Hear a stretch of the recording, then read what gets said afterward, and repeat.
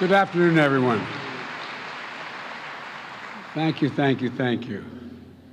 Friends, partners, Speaker Pelosi, members of Congress who've traveled here to represent the United States, and fellow leaders.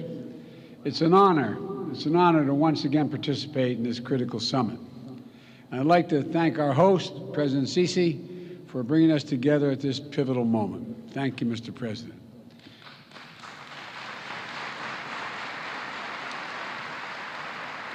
Let me start by acknowledging that this day is a day of commemoration at home in the United States. It's Veterans Day. America's veterans and their families, survivors and caregivers, are the very spine and soul of the United States. And on this special day, on every day, I honor all of those who sacrificed for our nation like my son. I want to thank one proud American veteran, a lifelong public servant, a dear friend, and literally one of the most decorated men to fight, Special Envoy for Climate, John Kerry. John,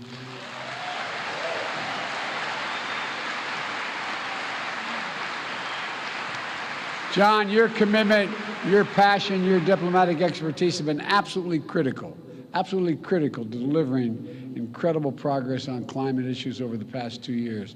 And I thank you, pal. I thank you for being my friend. Here in Egypt, the Great Pyramids and the ancient artifacts stand as testament to millennia of human ingenuity. We see our mission to avert climate catastrophe and seize a new clean energy economy not only as an imperative for our present and future, but through the eyes of history. According to the World Meteorological Organization, the past 8 years have been the warmest on record. In the United States, we're seeing historic drought and wildfires in the West, devastating hurricanes and storms in the East. Here in Africa, home to many nations considered most vulnerable to climate change, food insecurity. Hunger follows 4 years of intense drought in the Horn of Africa. Meanwhile, the Niger River in West Africa, swollen because of more intense rainfall, is wreaking havoc on fishing and farming communities. In Nigeria, flooding has recently killed 600 people. 1.3 million more are displaced. Seasonal livestock migration routes have been used for hundreds of years, are being altered, increasing the risk of conflict between herders and local farming communities. The climate crisis is about human security, economic security, environmental security, national security, and the very life of the planet. So today, I'd like to share with you how the United States is meeting the climate crisis with urgency and with determination to ensure a cleaner, safer, and healthier planet for all of us.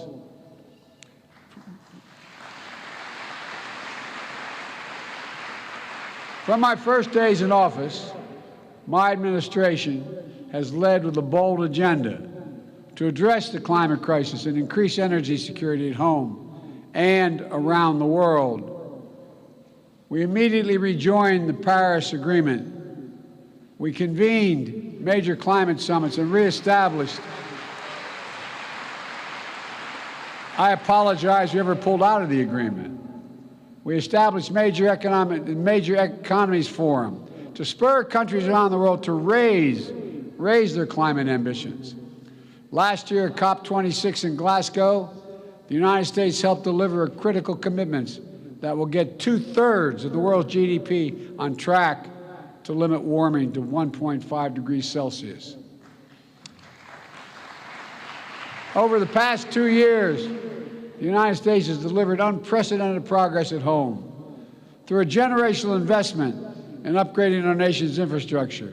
We're making our power grid better able to transmit clean energy, expanding public transit and rail, building nationwide network of electric vehicle charging stations, over 50,000. And this summer, the United States Congress passed, and I signed into law my proposal for the biggest, most important climate bill in the history of our country, the Inflation Reduction Act.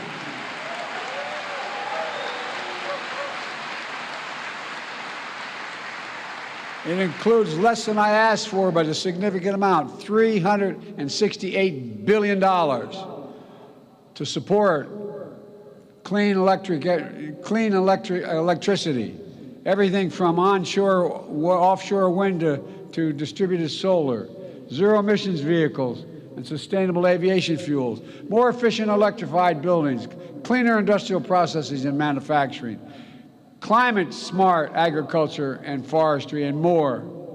Look, our Department of Energy estimates that the new law will reduce emissions in the United States by about 1 billion tons in 2030, while unleashing a new era of clean energy-powered economic growth. Our investments in technology, from electric batteries to hydrogen, are going to spark a cycle of innovation that will reduce the cost and improve the performance of clean energy technology that will be available to nations worldwide, not just the United States. We're going to help make the transition to a low-carbon future more affordable for everyone, accelerate decarbonization beyond our borders. In fact, the International Energy Agency recently concluded that our significant climate investment will, quote, help turbocharge the emerging global clean energy economy. I was reading their quote, sorry. It's going to shift the paradigm for the United States and the entire world. We also ratified the Kigali Amendment to rally the world in phasing down the production and consumption of HFCs, greenhouse gases, that are thousands of times more damaging than carbon dioxide. And just yesterday, the United States became the first government to require that our major federal suppliers disclose their emissions and climate risk and set targets for themselves that are aligned with the Paris Agreement.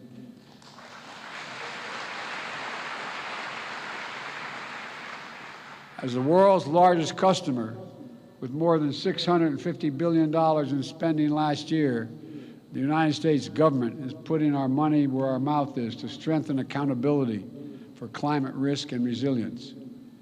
These critical steps are already locking in vital investments in our infrastructure, delivering lower costs for clean energy, spurring good-paying union jobs for American workers, and advancing environmental justice in our communities. Folks, we're proving that good climate policy is good economic policy. It's a strong foundation for durable, resilient, inclusive economic growth. It's driving progress in the private sector. It's driving progress around the world. And the sum total of the actions my administration is taking puts the United States on track to achieve our Paris Agreement goal of reducing emissions 50 to 52% below 2005 levels by 2030.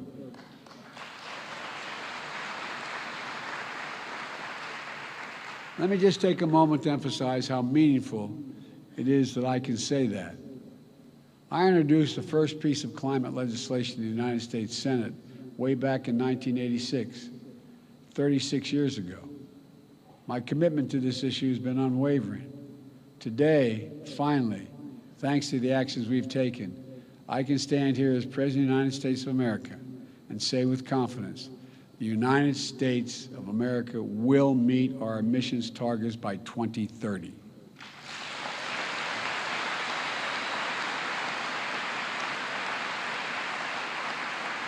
We're racing forward to do our part to avert the climate hell that the UN Secretary General so passionately warned about earlier this week.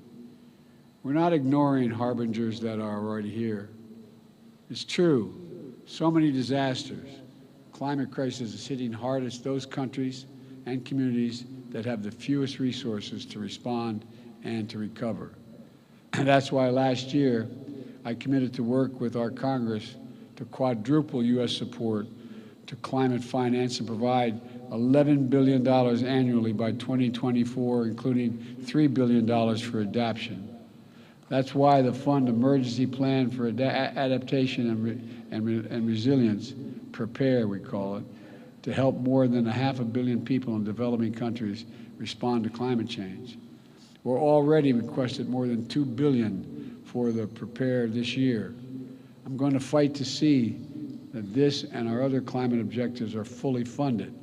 Today, as a down payment, we're announcing more than $150 million in initiatives that specifically support PREPARE's adaptation efforts throughout Africa, including Adaptation in Africa, effort that Egypt and the United States launched together in June. This includes support for expanding early warning systems to help cover Africa, broadening access to climate finance, providing disaster risk protection, strengthening food security, mobilizing the private sector, and supporting new training center in Egypt to accelerate adaptation across the efforts all across the continent. My administration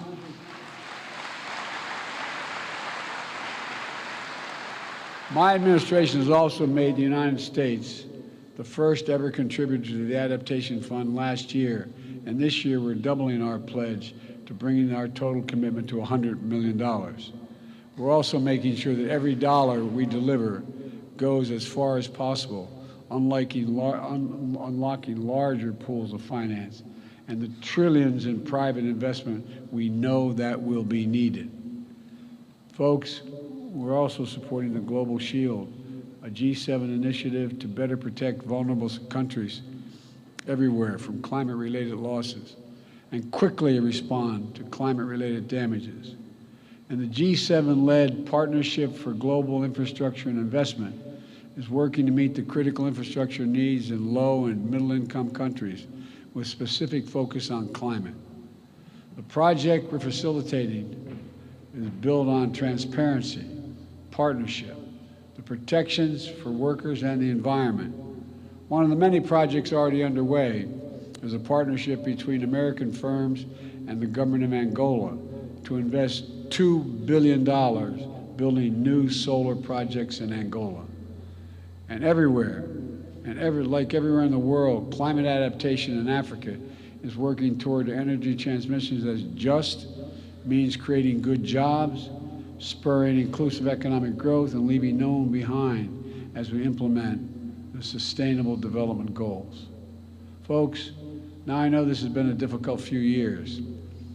The interconnected challenges we face can feel all-consuming.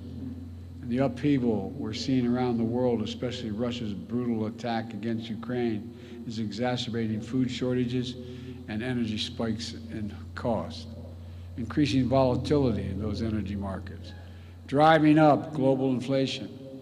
Against this backdrop, it's more urgent than ever that we double down on our climate commitments. Russia's war only enhances the urgency of the need to transition the world off its dependence on fossil fuels. True energy security means that every nation is benefiting from clean, diversified energy future. No action can be taken without a nation understanding that it can use energy as a weapon and hold the global economy hostage. It must stop.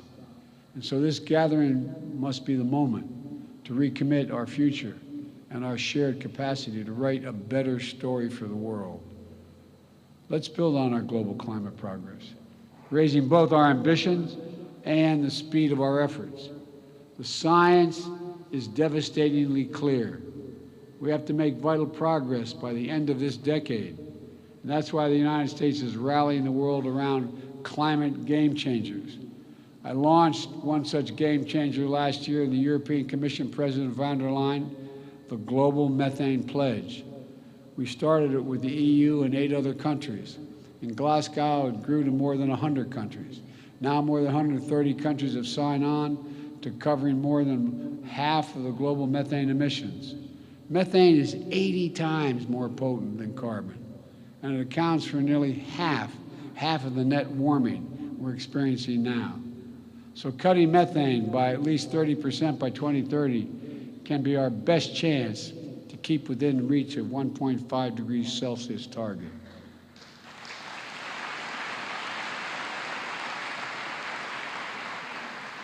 Today, we're releasing an updated Methane Emissions Reduction Act plan, which lays out how the United States is meeting the pledge. We're investing more than $20 billion in domestic methane mitigation to do things like cap orphan wells, leaking methane, improving industrial equipment in the oil and gas sectors to reduce emissions.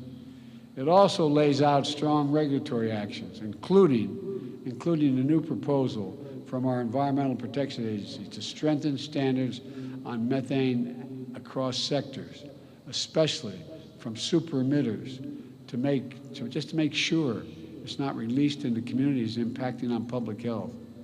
All told, these steps will reduce U.S. methane emissions from covered sources by 87% below the levels of 2005 by 2030.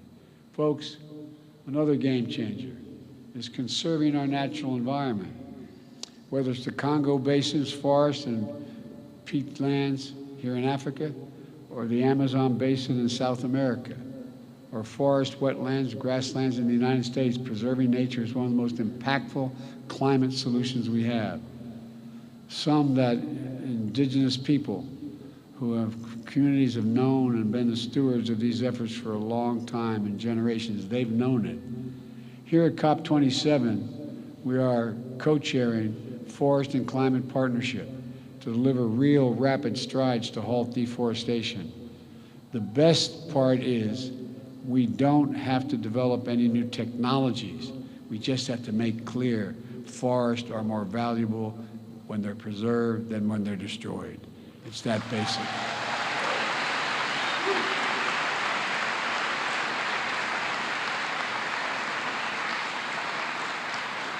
And those who are able should be chipping in to help those countries, in fact, preserve those great forests. We're bringing together partners across the public and private sector and philanthropic sectors to put the healthy ecosystem at the heart of healthy economies. This is it's going to take all of us. It's going to take all of us.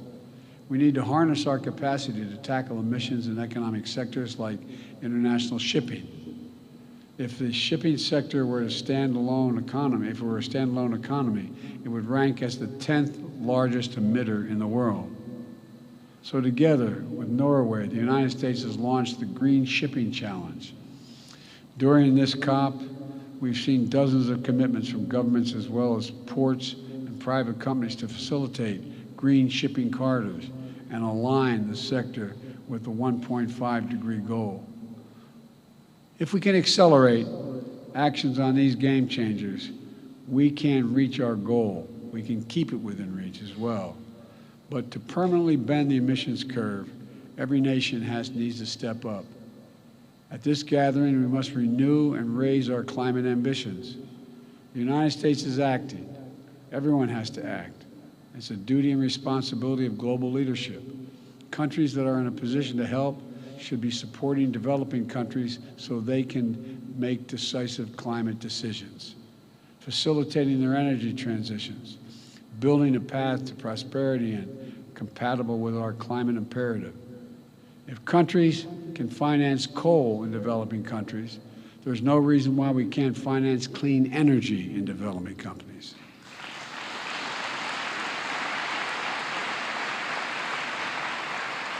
I'm pleased to announce today, alongside the European Union and Germany, a $500 million package to finance and facilitate Egypt's transition to clean energy.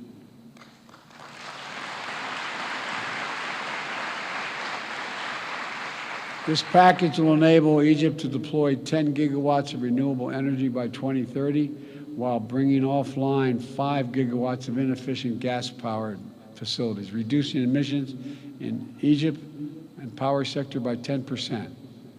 We will also work with Egypt to capture nearly 14 billion cubic meters of natural gas, which Egypt currently flares, vents, or leaks from its oil and gas operations. And because of this cooperation, Egypt is elevating its climate ambition and submitting enhanced national determination contributions.